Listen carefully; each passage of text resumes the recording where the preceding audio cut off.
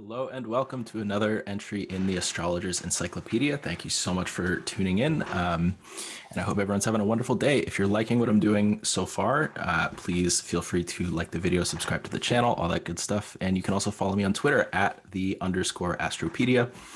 I'll be doing words of the day, various astrology tweets and things like that. And you can keep up to date on new videos that I'm posting. I'll do polls on like what people want to see next, all that stuff. So today we're going to be talking about the planets and just a general overview of each of the planets, what planets, like what function they serve in astrology. And we're going to do a couple of example charts to talk about, like, just run through like this planet in this house can mean something like this. I have a couple charts from people that I know personally and a couple celebrity charts. And always there's the little disclaimer that I am predominantly a traditional astrologer. I am most familiar with the ancient Greek tradition through people like Chris Brennan, Robert Schmidt, and Achyuta Bhabha. I do try to be fair to the modern interpretations, but planets are one topic where the interpretations are quite different. The way that I like to sum up the aims of like modern astrology versus traditional astrology is that modern astrology tends to see things as like the whole chart, the like unit of the chart is the psyche or like the personality or the soul of the native.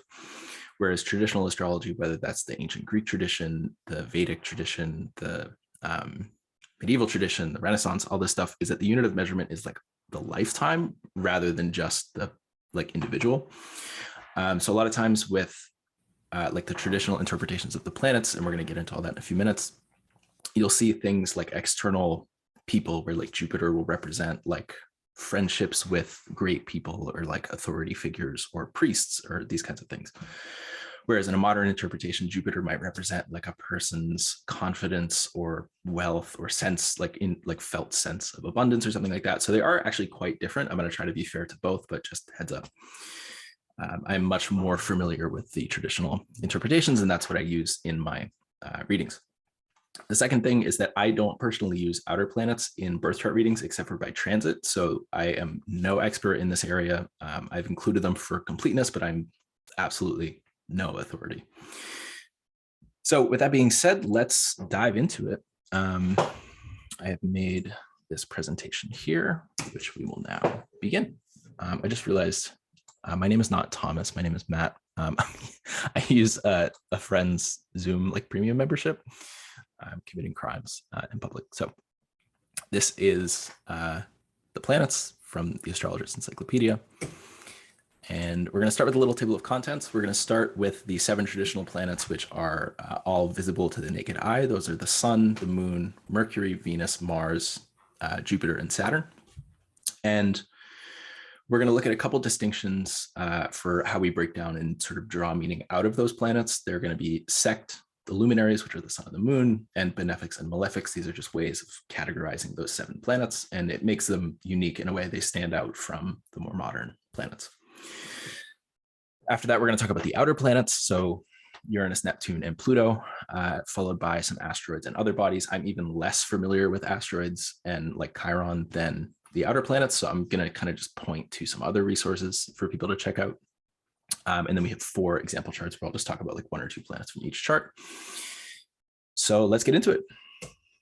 So starting with the traditional 7 planets, originally they were seen as so-called wandering stars. The Greek is planetes asteres. There was no conceptualization of like, oh, Mars is like a, you know, ball of something like Earth, where the like fixed stars are who's in the Lion King, like Timon or Pumbaa's like, I think they're balls of gas burning billions of miles away. That like no one, I don't think, as far as I know, thought that.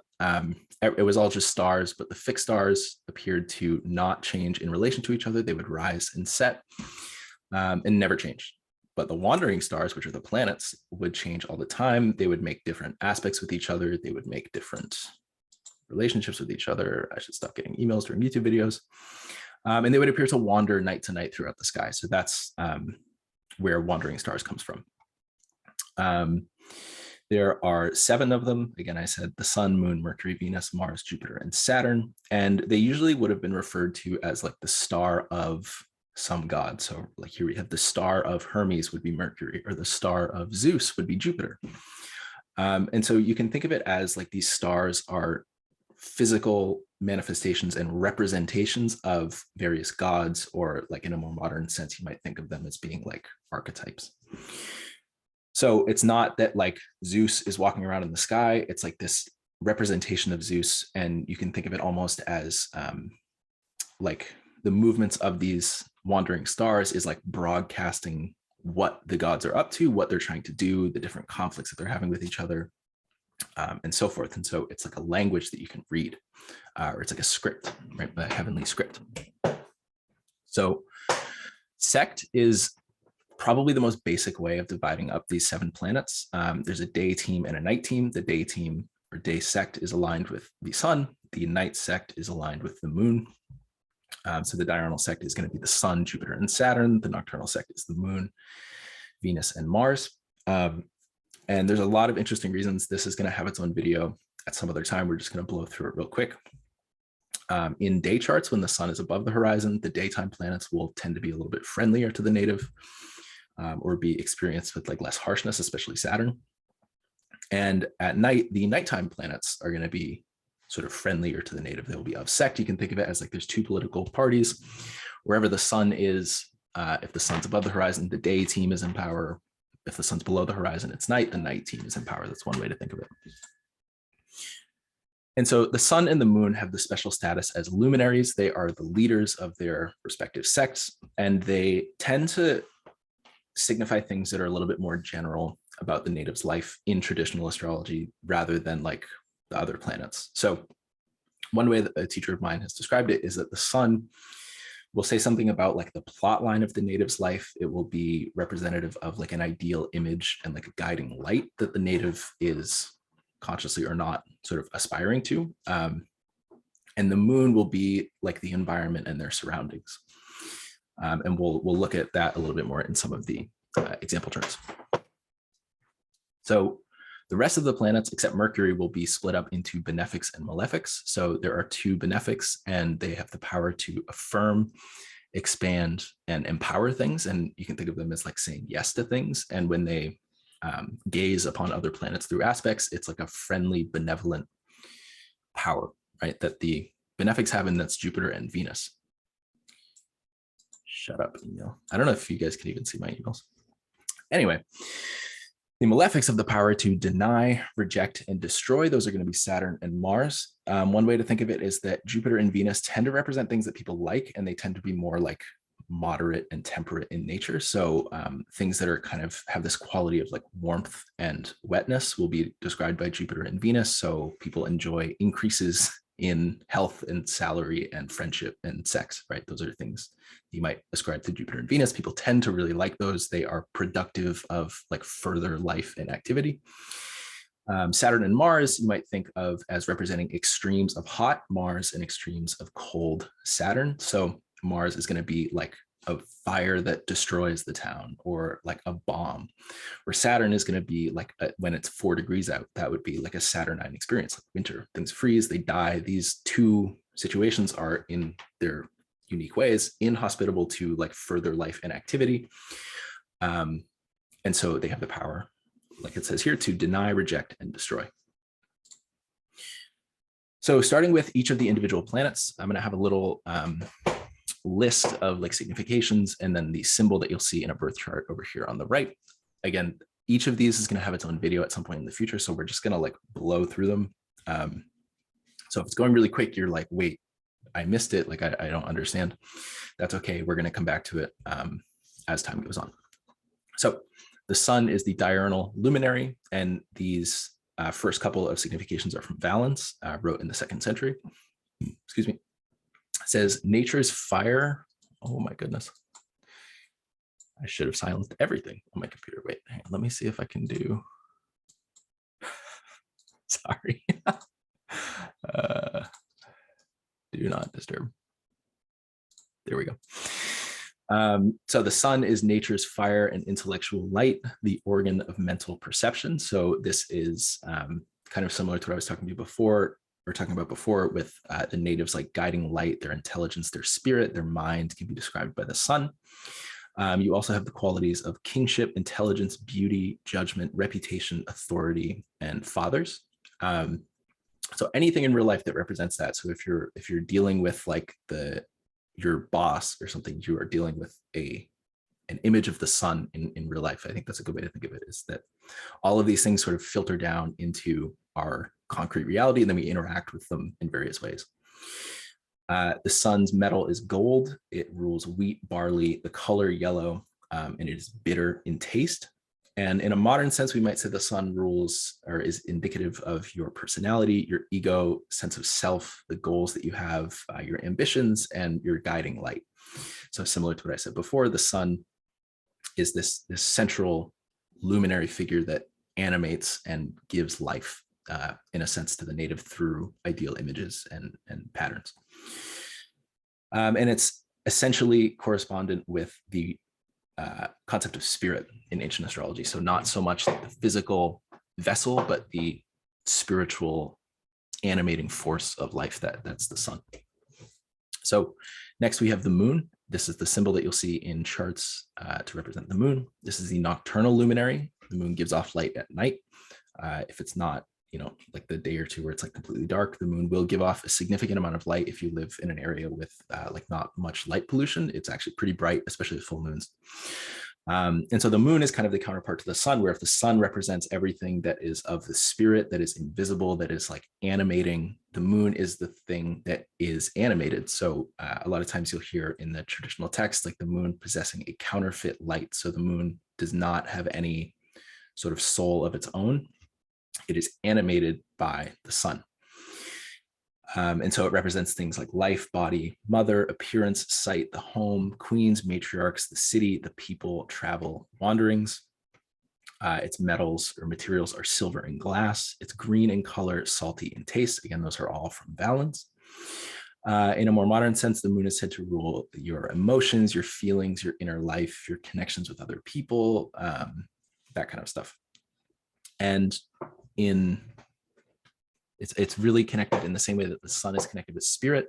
The moon is connected with the body and with fortune and physicality and the sort of ceaseless up and down change. You see that reflected in the moon's monthly cycle. So next up we have Mercury. This is the symbol that you'll see on the right here for Mercury. Mercury is of common sect. Not really going to go into that too much now. We'll do that in the sect video. Mercury is kind of neither sect. It can go between, and that is that quality of like both and Mercury being able to go between things and having multiple qualities and being mutable is pretty much what Mercury is all about. Valens says that Mercury signifies education, writing, argument, weighing and measuring, numbers, interpretation, cleverness, and intelligence. It's kind of funny. Sometimes you'll hear Mercury described as like the lord of argumentation or the lord of debate or something. So Mercury like has all the facts and is going to tell you what's on his mind. Mercury is very eloquent, very full of words, and rules things like science, astrology, counting, all kinds of writing and communicating. Mercury rules copper and all coins. It is blue in color and sharp in taste. So Mercury is also associated with things like business, where there's an exchange. A lot of times you'll have like the signing of contracts. Like if you're signing your apartment lease, that's like a mercurial activity. If you're engaging in stock trading or gambling or like sports where things are going back and forth very quickly, like tennis, that's a very mercurial activity. Mercury is, as I was saying earlier, has this really mutable quality. So it will take on the qualities of closely configured planets. And in modern astrology, Mercury will indicate the native's qualities of thinking, speaking, and communicating. So like the native's mind in like a perhaps more concrete way than like the sun. Mercury would indicate like the native's communication style, how they talk to people, their handwriting, these kinds of things. Venus is the nocturnal benefic. So in a night chart, we're going to look to Venus to be like the most positive, hospitable planet in the chart.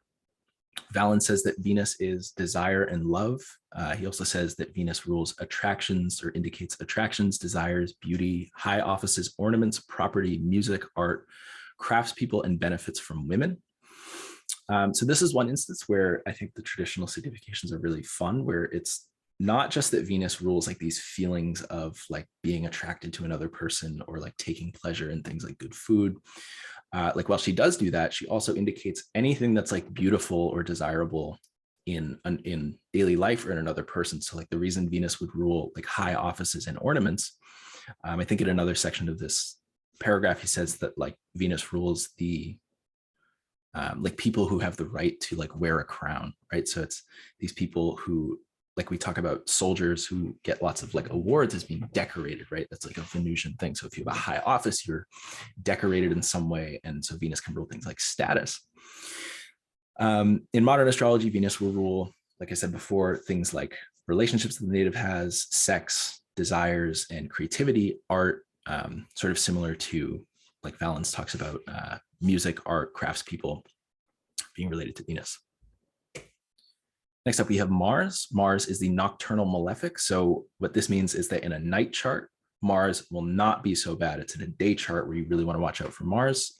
One reason being that in a day chart, it's thought that Mars becomes overheated and like overly aggressive and like overly, masculine. So Valens says that Mars indicates, and this section is kind of funny, I omitted a few things, but Valens says that Mars indicates force, wars, plundering, screams, violence, loss of property, exile, bandits, robberies, quarrels among friends, high command, leadership, military campaigns, soldiers, heat, masonry, metalworking, and quote, the hard and abrupt. One thing that I didn't include here, which I thought was kind of funny, is that Mars rules like colorful fashion and clothing because of its association with Aries, the ram. But yeah, I like that phrase, the hard and the abrupt. That's like really good for thinking of Mars. So things like car crashes and, like he says, screams, like when you're yelling at someone or you're being yelled at, it has this like very hard, abrupt, loud, hot quality to it. And it's very fast. It's like incredibly quick. And like overly so. That is where the malefic nature comes from. It's things that are too fast, they're too hot, they're not thought through. But again, Mars can be things like leadership, command, masonry, metalworking. So like you can't make something made out of metal without heating it to like an insane degree that it's really not safe to be around. You have to be careful, you have to take precautions. But there's a way in which we can't live without this overheating quality of Mars. So Mars rules iron, like swords, armor, all kinds of iron tools, red in color, and is acidic in taste. In modern astrology, you might think of Mars as indicating like the way that the native moves through the world, the actions that they take, their way that they like make sacrifices for things. Like I've always thought it was interesting that the word martyr comes from Mars. Sex in a different way than Venus. Venus might be like the enjoyable, pleasurable aspect of it. Mars might be more like the chase and the like, maybe you'd say like the more physical, like almost athletic aspects of it. Sports is another Martian thing. Obviously, if you watch like football or something or hockey, you can really see that. But it's this competitiveness that Mars has spilled over into things that are not so obviously Martian. Also, ambition in the way that you fight. I misspelled ambition. That's okay. I was going too fast on the Mars slide. So now we get to Jupiter. Jupiter is the diurnal benefic. So in a day chart, we're going to look to Jupiter to be sort of like the guy in charge, the nice guy who's going to give you all the nice things. Jupiter will indicate childbearing, love, this according to Valens, alliances, abundance, justice, salaries, friendship. I put justice twice, settling of disputes, peace, temples, priests, and freedom. So with Jupiter, you have all these qualities of like liberation, and it has these more like political and like legal undertones and religious than Venus. Venus has some of the religious qualities and some of the more maybe like social or like societal qualities, where Venus is like superintendents of schools and like high priests and these kinds of things. But Jupiter is going to be like fairness in court and like alliances with the emperor, or like powerful people, or like receiving windfalls of cash, right? It's a little bit more, maybe you could say public and less like in the home and like in the body, right? Jupiter is maybe more of like a mental or like philosophical benefic. Not that Venus can't indicate those things, but it has those diurnal qualities of like the sun, and Jupiter moves very slowly. So the things that it brings into our lives tend to be more constant and lasting, maybe than Venus's significations, because she moves so quickly. And that's true of Venus and Mars, right? So Mars moves slower than Saturn. And that has to do with like the nocturnal sect is related to the moon. The moon changes all the time. The diurnal sect is related to the sun. The sun never changes really. And so the things that come from the diurnal sects are less changing.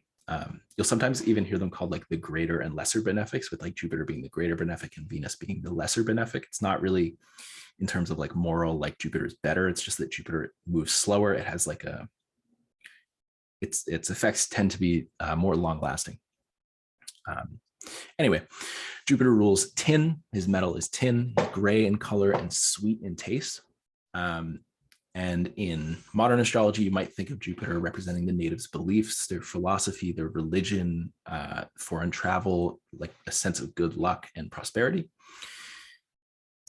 So finally, we get to Saturn. This is the final of the traditional 7 planets, and this is the diurnal malefic. So what this means is that in a night chart, Saturn is going to be sort of like the bad guy, the one that we want to look out for, the one that's going to be causing more troubles. For the native, again, this is barring other factors. There can be different mitigations. This is complicated stuff. So Saturn rules, according to Valens, secrets, hardship, poverty, strictness, sluggishness, depressions, obstacles, grief, imprisonment, humblings, lawsuits, waterside trades, peasants, farmers, stewards of other people's resources, and fathers of other people's children. It rules lead, wood, and stone, castor in color, and it is astringent in taste. So a good way to think of Saturn is that Saturn is always like the enemy of the lights. So you think of Saturn's 2 signs. We're going to get to this later when we talk about signs. Saturn's, the 2 signs that it rules are opposite to the signs of the sun and the moon. So they set up sort of this relationship of like everything that the sun represents, to the extent that the sun represents it, Saturn represents the exact opposite. So like if the sun and moon represent summer, right? Like the most hospitable time for life. And like this crazy blossoming of nature, and there's, you know, the maximum amount of daylight and like visibility and these kinds of things. Saturn is going to be the maximum amount of darkness and ignorance and deceit and secrecy and hardship and poverty and cold, like in winter, right? That's everything that Saturn represents. And Saturn is the slowest of all the planets. That's part of the reason maybe that it was given this position of being opposite to life, is because the sun's pace is you know, the one that indicates the hospitable pace of life, maybe. And Saturn moves far too slowly to be warm, right? It's cold, it's slow, it's isolated, is like lagging, it's tired. That those can all be indications of Saturn's, right? Like depressions, humblings, obstacles, grief. There's like this heaviness to Saturn. It's very different from the malefic nature of Mars. Mars is like going too fast, doing too much. It's too hot, it's overheated, it's sweaty, it's drying everything out, it's dehydrating. Saturn is the opposite. Saturn is moving far too slowly. It's depressed, it's cold, and it's icy. And it's lead, wood, and stone, the most common lowly materials, right? And lead, at least, is like incredibly dangerous. It's castor in color and astringent in taste. So it's like astringent is like the taste of like acid, like battery acid. If you ever, I don't know, my dad like played a trick on me when I was a kid where he gave me a D battery, and he was like, I guess people do this, but he was like, we can tell if it's dead if it's you put your tongue on it, and it was like a full battery, and I put my tongue on it, and it was like disgusting. That's Saturn. Anyway, in modern astrology, Saturn will indicate limits, restrictions, discipline, mastery, and tradition. Saturn really gets kind of a raw deal in modern astrology. It loses a lot of its association with like we see like the stewards of other people's resources, and like care for the land, fathers of other people's children. Saturn can indicate like also great wealth at times, and these qualities of like being masterful and being like mystical and sort of removed from the hustle and bustle of the world. So it can indicate things like being very wise, being very old, and like the wisdom that comes only through age. Saturn is also said to be associated with astrology. That's the other planet other than Mercury.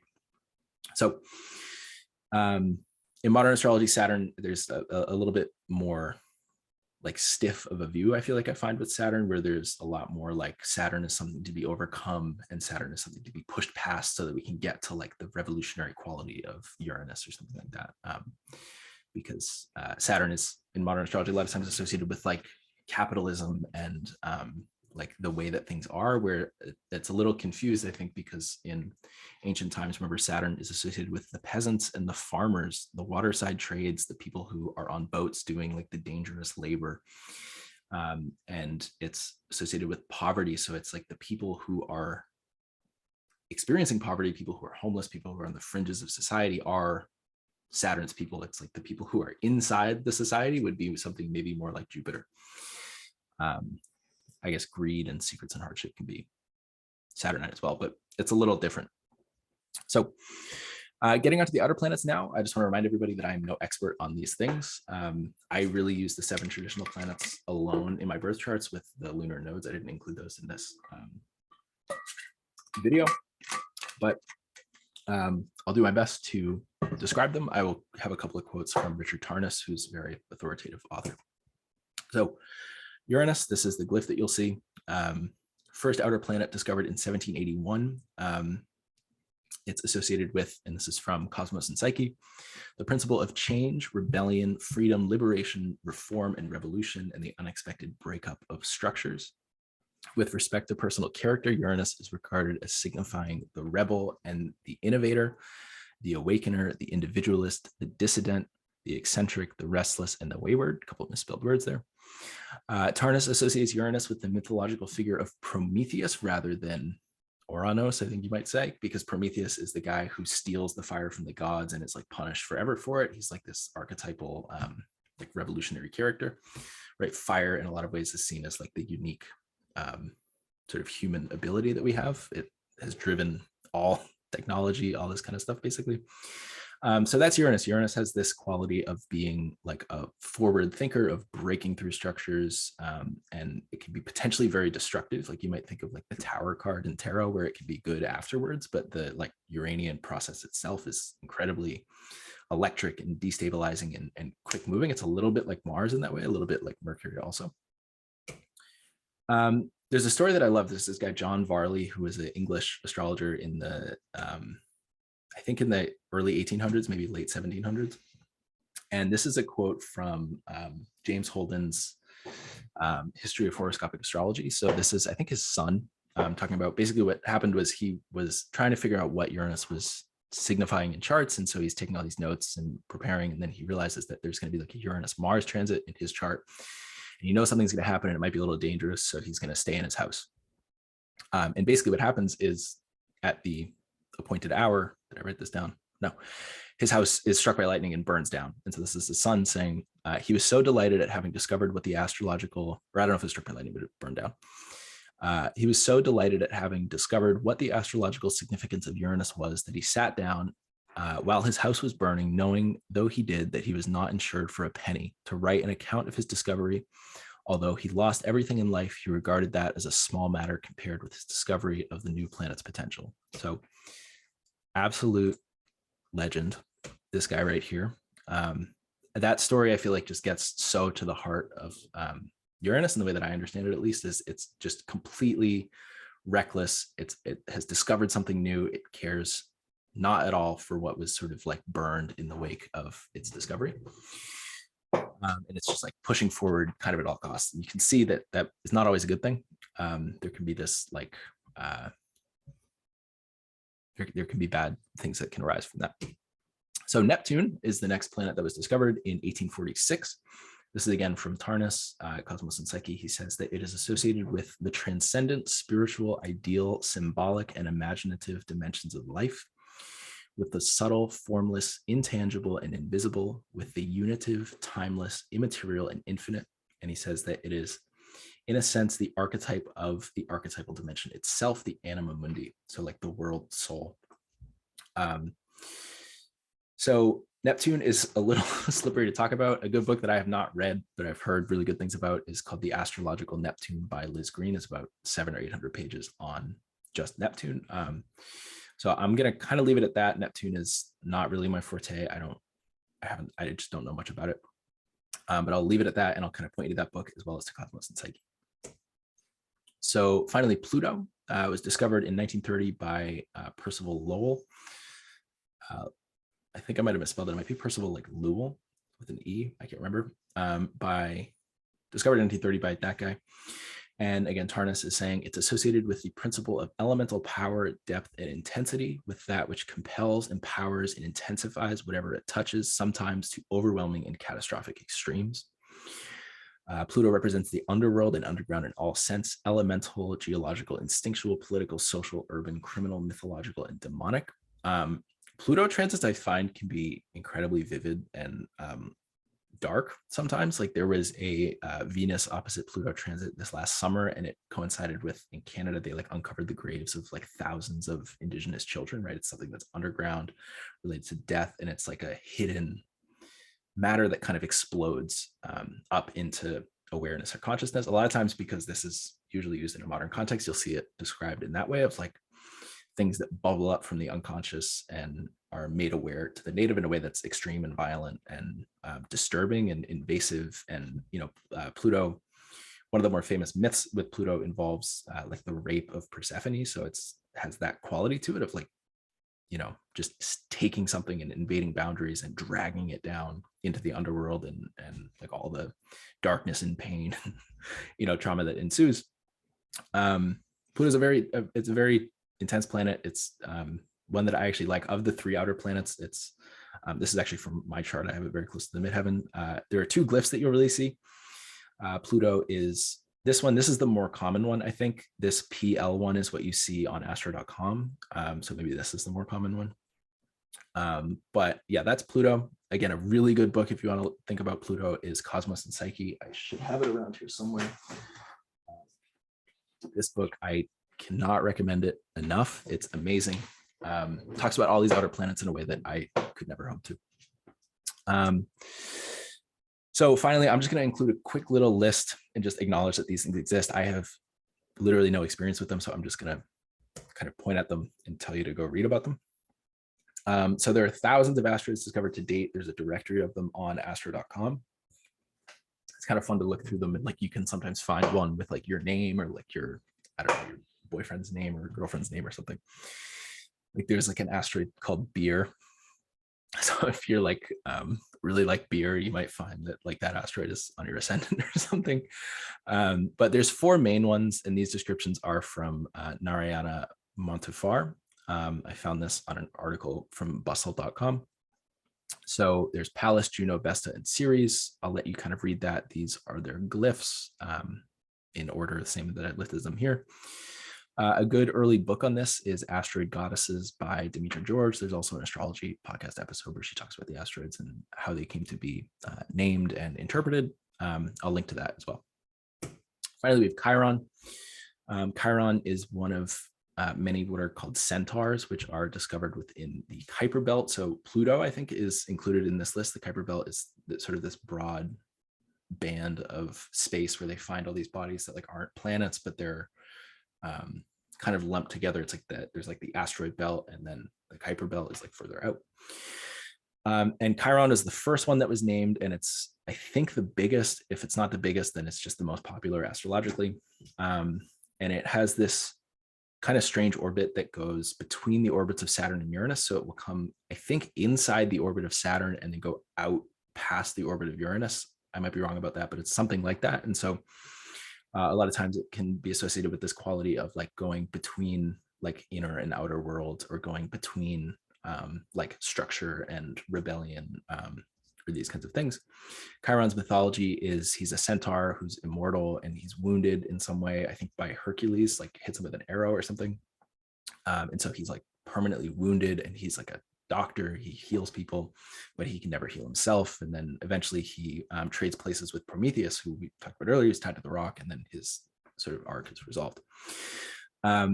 So we can think of that being true if you have like a particularly prominent Chiron placement. You can think of that area of life being an area that you can help others with, but one that you struggle with yourself. Or also, and this is from Melanie Reinhardt from her website. I'll link to it again below, same as with the asteroid stuff. She talks about people who like have injuries that they hide and like pretend to be, or not pretend, but like they make efforts to appear as though they're like able-bodied, but they're not. Like one example would be FDR, where he had polio. He couldn't walk, but no one knew it at the time, and he went to great lengths to sort of hide this infirmity. So that's Chiron. Again, I'm no Chiron expert. I really deal mostly with the inner 7 planets, so out to Saturn, but I figured I would include them for fun and to let you know that they're there. I have great respect for the modern tradition. It's just not the one that I really study. Okay, so we have 4 example charts, and these are going to be the first 2 are people that I know. The second 2 are celebrities, and I'm going to be bringing in other concepts like from signs and houses just to show you how we might begin to interpret a planet in a birth chart. Okay, so this first one is just a friend of mine, and if we think of one planet that I think I wanted to look at was Jupiter. So this friend is like a really dedicated Marxist. He's in a communist party. He does a ton of stuff with like tenant housing organization and like making sure that people have a place to live and have enough food and aren't being extorted by landlords and police and these kinds of things. And you see that he has a day chart with Jupiter in its own sign in the 6th house. So there's like a real effort to, the 6th house can be a place that's associated with like poverty and the impoverished, right, and the oppressed. And so he has Jupiter there. He does a ton, he draws a great amount of value and just like support in his life from that mission. He also, I don't have it included in here, but he's Uranus here in the 5th, and it's very directly squaring his sun. So if you think of the sun again as this like ideal image that he's attempting to strive for, the sun is here in the house of other people's resources, saying we need to distribute things differently. The world has to be different. The way that we collectively organize ourselves needs to be different. That's a very 8th house matter. And it has this square from Uranus in the 5th. He's a teacher. And he's really, one of the things that really opened him up to a lot of this was engaging with like critical pedagogical methods and critical teaching methods. And he also happens to be a music teacher with the sun in Venus's sign. So those are just a couple of planets that we could think of as being representative of like broad strokes of this person's life. Yeah. So the next one is the chart of another person that I know, and this person is, I'm going to talk about their sun, Mercury, and Jupiter again. So the sun again is going to be someone's like ideal image that they're striving for in life. The sun is here in the 12th house at the very end of the sign. And this person wants to be a therapist, like a mental health practitioner. They also happen to have a, at times, pretty debilitating psychiatric illness. So there's sort of a twofold motion there. It has to do a lot of times with like racing thoughts, intrusive thoughts that are fixed in nature. This is a fixed earth sign and sort of like won't get out of this person's head, causes all kinds of distress.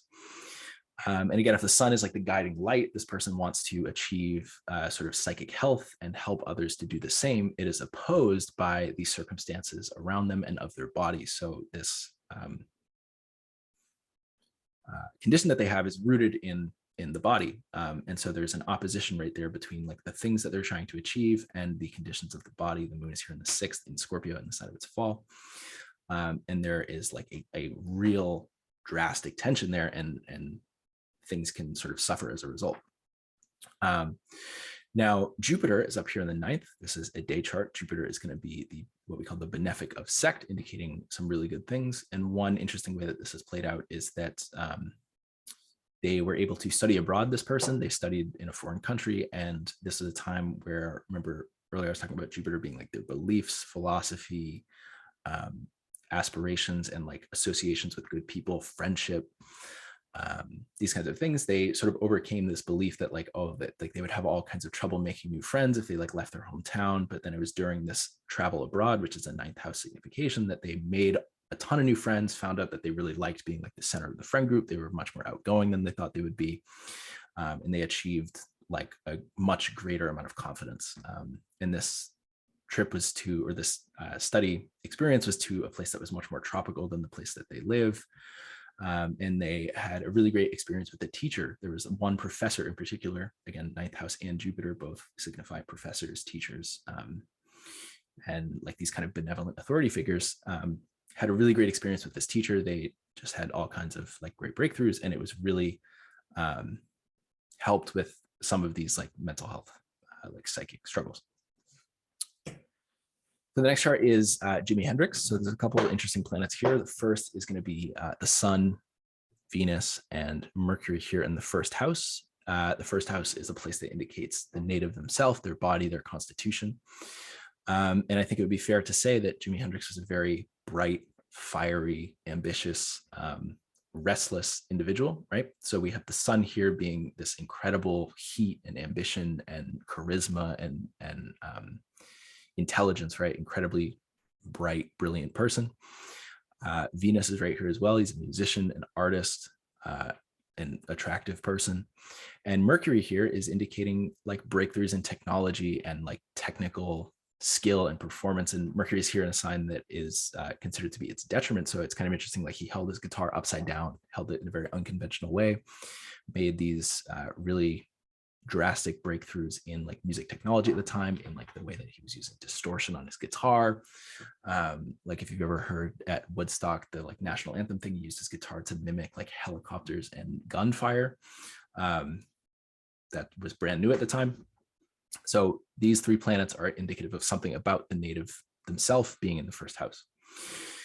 Another planet here is Mars. There's one thing I read on his Wikipedia page is that one of his friends would say that when Jimi Hendrix would drink, he like a totally different person would come out and he would become very like belligerent and angry. So we have Mars here in the 12th house, the place of like self-undoing, of like psychic trouble and pain and imprisonment and isolation. And it's in a watery sign, Scorpio. And so he's like imbibing this liquid that is turning him into Mars, and it's a place of self-undoing. And it ended up killing him, was alcohol consumption. I believe he threw up. He like got really drunk and took drugs and threw up and died. And so that brings us to the moon and Jupiter, where Jupiter, again, this is a day chart. So Jupiter is going to be, interestingly enough, like the greatest boon to this native, barring other things. And so Jupiter is retrograde in this chart, but it's exalted in Cancer. It's with the moon its host. And I would argue that Jimi Hendrix might be most famous for dying, even potentially more so than his music. At least the two are, they go kind of hand in hand. Is like one of the things that he's so famous for is dying in the way that he did and at the age that he did and in the prime of his career, and all these things. So just kind of interesting. And then also Saturn is here opposing all of this in the first. He died young. I don't think he was ever married. I think he had like pretty troubled relationships. And all that, Saturn cut his life short in a sense. So yeah. And he was very, I think, just like critical of he's into like protesting and, anti-war and government, this kind of stuff. Well, the final chart here is Justin Bieber. So we have Venus and Saturn and the Sun are all here in the 5th house. The 5th house is a house that is associated with music, the arts, as well as like children, like perhaps being a child and being like a child star kind of thing. And so Venus here is exalted in the sign of Pisces. She really loves being in the sign of Pisces. It's really like good for her. And so he's this like massively successful artist, and he's a singer using his voice to make a ton of money, make his career, make himself famous, all of this stuff.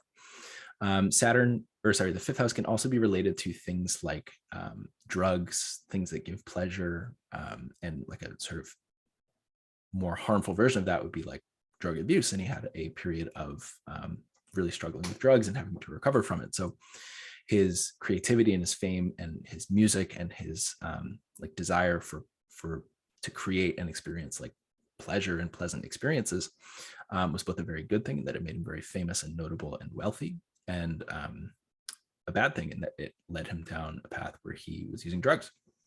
And it's interesting also that he has the ruler of this sign is going to be Jupiter in the 1st. So there's a way in which he is kind of an avatar of this Jupiterian personality. And then another thing is the moon up here in the 12th. As far as I know, he had a fairly troubled relationship with his mother. There was like a period of time where they didn't speak, but because the moon has this trine relationship with Mars, the ruler of the 1st house, they were eventually able to make up. So that's kind of an example of this moon, which might appear because it's in a house that's like not so good, that it might be kind of problematic, but it actually has a positive influence on another planet in the chart. And we'll get into all that more as we go further down the line. So that's it. That's the whole presentation. I really hope you enjoyed it. These are some resources that I want to leave you with.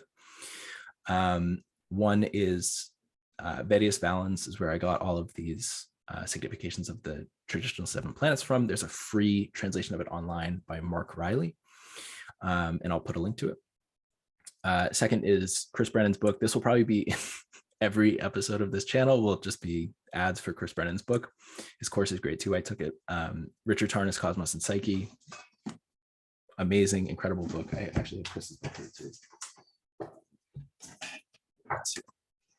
So this is Chris's book, Hellenistic Astrology, the Study of Fate and Fortune, Cosmos and Psyche. The next book is this book by Ren Butler is called The Archetypal Universe. It's more of like a cookbook, and there are descriptions of all the planets and then like 200, 300 pages of describing them in like 2 and 3 planet combinations. So you would open to a random page and you would see like the sun and Neptune would be a serene and radiant nature, enhanced access to imagination and inspiration, impulses towards spiritual self-discovery and higher purpose. So if you're like looking at your own chart and you see that you have a sun-Neptune relationship in some way, you can pick up this book and draw meaning from that and sort of spur your own thinking.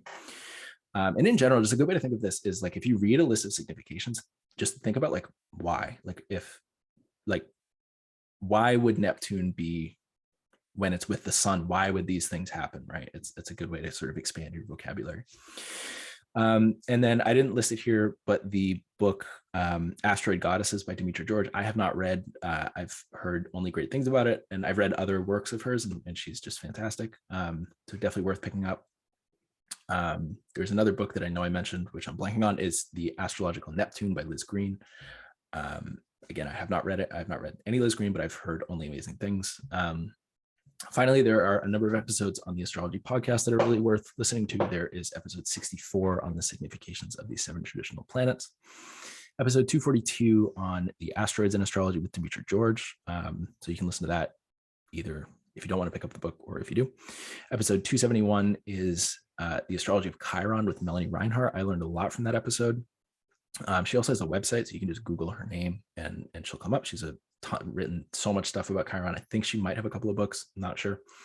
And then finally, all of these episodes are individual episodes on each of the planets, and they're each about like 3 hours. So if you watch this and you're like, that was not enough information and I don't feel like waiting for Matt to come up with more stuff, go listen to Chris, or just do it anyway. He's probably gonna do a better job than I will.